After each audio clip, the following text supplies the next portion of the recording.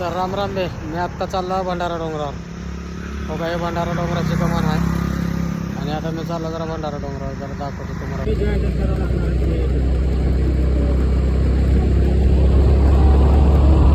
जरा इकडून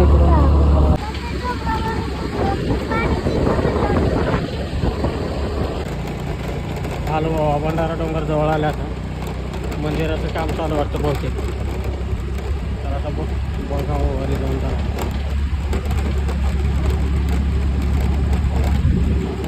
दांडग्याला काम चालू मंदिरात आता आला जवळ.